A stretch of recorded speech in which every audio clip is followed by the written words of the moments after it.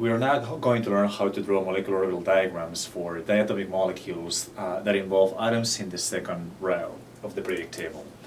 Okay, so the first atom that we have is lithium, and we're going to be trying to talk about the lithium-2 molecule and how that would be described according to molecular orbital theory.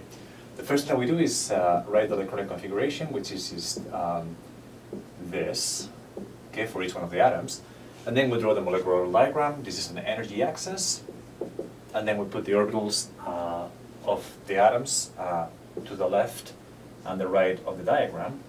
These are the lithium, lithium, and then the molecule in the middle, okay, lithium-2.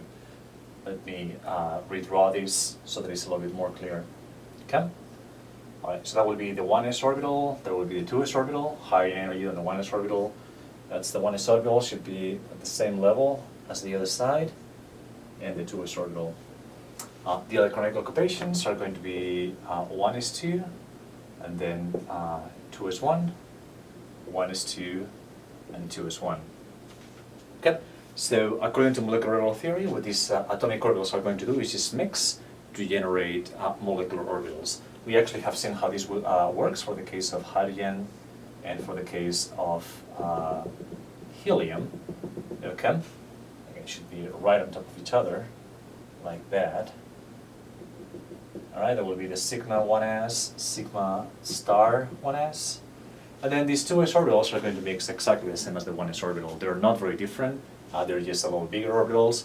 They have a node in the middle, but they're still going to mix, and you're going to generate here something that we call a sigma 2s bonding orbital and a sigma 2s anti-bonding orbital.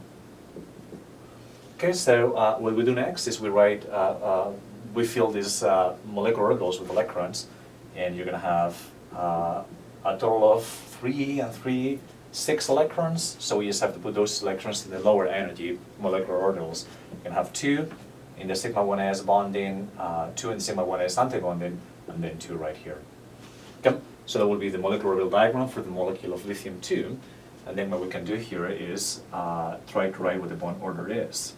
The bond order is just going to be the number of electrons in bonding orbitals, which we have 4, minus the number of electrons in antibonding orbitals, 2, over 2.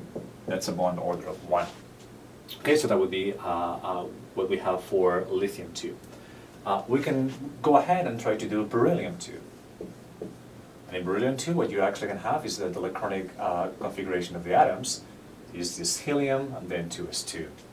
Okay, so this diagram is only going to change slightly, because now you're going to have here beryllium, beryllium-2, and beryllium. On the electronic occupations, there's just going to be one more electron in the 2s orbital, right? So 1s2, 2s2. So when you fill out the molecular orbital diagram, you're actually going to find out that this is the electronic configuration of the beryllium-2 molecule in the MO diagram. Hold on a second.